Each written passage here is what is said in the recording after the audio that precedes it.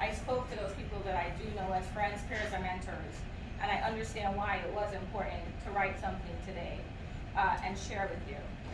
A lot of times in the Navy, we wear the uniform and we see the uniform, but underneath this uniform and the exterior that we carry, we're all human beings that connect on so many different levels. So, as some of you know, I grew up on the island of Trinidad and Tobago. I grew up with my dad and a few of my siblings. Those were not old enough yet to leave home. And we grew up on a farm. And my life at the time I thought was really simple. Our routine was to wake up, work hard, don't complain, and be thankful. It was very simple. In 1943, at the age of 9, my dad was taken out of school, and he was sent to work at the U.S. Army base in Fort Reed, Wallerfield, Trinidad, where he peeled potatoes for a year and a half, almost 2 years, from 9 to about 11, for shillings in a day to take care of his family. And so, which comprised of his mom, his siblings, and his dad, who was also working, but just not enough to support their large family. So as my dad grew up, he never returned to school. However, what he did learn was how to work hard. But he never lost his desire to have an education also. So once he had his family and his children, the one thing that he instilled in us was to work hard. But he also instilled the dream to also pursue having an education, because an education opened up so many more channels for him. Education will open up so many more channels for us that he never had the opportunity to have. So, at the age of 14, my parents made the decision to move my brother and I from Trinidad to America. At the time, I'd been running track for a little over 3 years, and I was pretty good. If I knew how to do one thing, it was to run.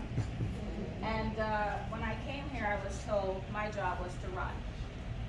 And I think they meant track and field in high school, but being the literal person that I am, I ran from everything. I ran from life, I ran from change, I ran from responsibility, and eventually one day I ran into a Navy recruiter's office in Brooklyn, New York, and signed a contract to join the Navy. And you would think that that's where I stopped running, but no, I kept running, right? I kept running, but I kept working hard. And I was doing it a lot as an individual. So in 7 years, I promoted from E1 to E6. And then, one day I just woke up and there was no more adrenaline. There was no more drive. I stopped running. I basically, I lost all motivation. And I didn't know where else to turn. I didn't know what the next step was gonna be. And so I had to go back to basics. It was always my lifelong goal to fulfill the dream my dad had for me to have an education. So I enrolled in San Diego State University and I went to school full time. Go My Aztecs. undergraduate degree. And who would have thought that enrolling in college would be the thing that brought me back to a life of naval service. At San Diego State, I joined an association called the Student Veterans Association. Initially, I went for the pizza. That was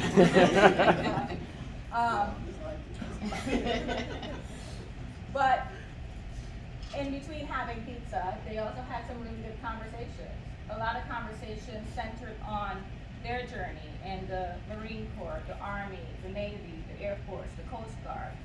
A lot of them talked about mentorship and leadership, having people that inspired them, having people that they wanted to emulate, having people that showed them the ropes and helped them navigate the waters. And I thought, man, we don't all just get in here and run blindly, you know what I'm saying, and work hard and just figure each day out. And so I started to realize that within my first 7 years, even though I was promoting, I was doing it the wrong way. I wasn't getting the jewels that I was meant to get as I went through the process. And so after I graduated college, I came back into the Navy as a full-time reservist, and I took orders to ECRC Norfolk. My first day at ECRC Norfolk, there was a little debate about whether I would go to operations or pay and travel. But then At the end of the first week, as I was standing in the hallway talking to somebody in paying travel that was smiling at me and letting me know how happy they were to have me, Senior Chief Vasquez walked by in the conference room and looked at me like this and said, "You're coming to Ops on Monday. Have a good weekend." Good luck." And I thought, well, damn. But no. Coming back to ECRC was truly a gift. It was there I began to really experience all the things that I heard about in college. It was there that Senior Chief Vasquez became my mentor. And after Senior Chief Vasquez became my mentor, I earned many other mentors. Everyone that you saw in this ceremony today has been a mentor to me. A mentor that turned into a friend that now I call family. Senior Vasquez, Senior Hernandez, Senior Nash, Senior Wade, Senior Mundy, and now my family has extended to those officers in the war room as well. Master Chief Tally, how can I forget you? Lieutenant Commander Frank Hinojosa retired. The countless conversations we had when COVID got dropped in our laps and trying to figure out how to feed 139 people 3 times a day in 15 minutes, that was fun. Lieutenant Evans, and everyone in this room, you have all inspired me in some way and taught me a lesson. No matter how minute, I take every jewel that you've given me and I carry every single day, and I try to pass it on to the next sailor, next service member that I come into contact with. I genuinely believe, and I always say, that my dad gave me the tools for success, and it was always my responsibility to sharpen them. But I never knew how to properly use those sharpened tools until I met my Navy family, and they taught me how to use those tools correctly so that I can move and go where I need to go. But they also taught me how to use those tools and how to teach others to use those tools. Because a life of service is not about service to self, it's about service to others. So how do you reach back and help that next sailor, that next shipmate, that next, we work with Marines, Army, Air Force service member, to also find their way and find their path.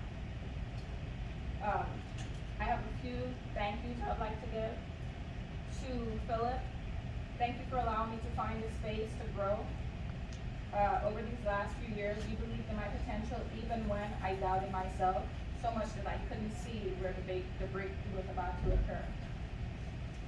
To my junior sailors, to my peers, to my shipmates, and my friends past and present, thank you for allowing me the opportunity to guide you, to work with you, to be inspired by each and every one of your unique gifts. I truly hope that you do not seek to be like me, but like I always tell you, seek to be better than me. There is no glass ceiling on your greatness. To my chiefs, mentors, my peers, thank you for the honest conversations, the flicks of laughter, because I am funny.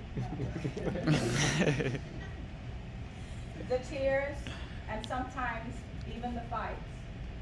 In the mess, our mess, you have helped me to be stronger, to be selfless, to be fearless, and to always pursue fairness, and to champion what is right.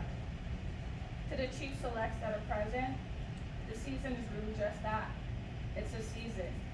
It's the shortest part of your career that is supposed to teach you the most about being a chief, and that's just impossible. Look around the room. The chiefs in the room are the ones that are gonna guide you. They're gonna be the ones that are gonna lend you a hand to pull you out of the darkness and put you back on the right path.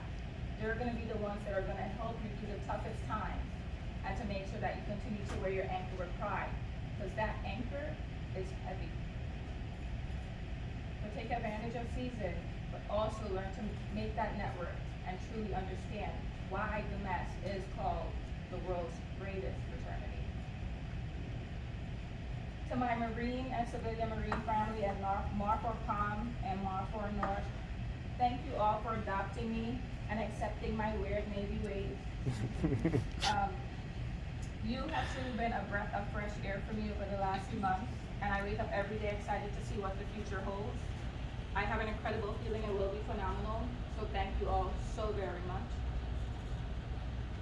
To ECRC and my WTB family, you will always hold a special and unique place in my heart. There will never be enough thank yous to fully extend the width of my gratitude.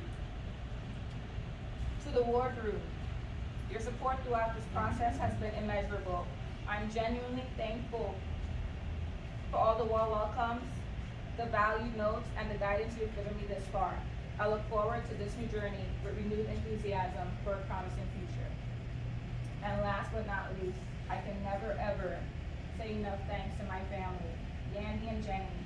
This day would not have happened without you both. Thank you so much from the bottom of my heart.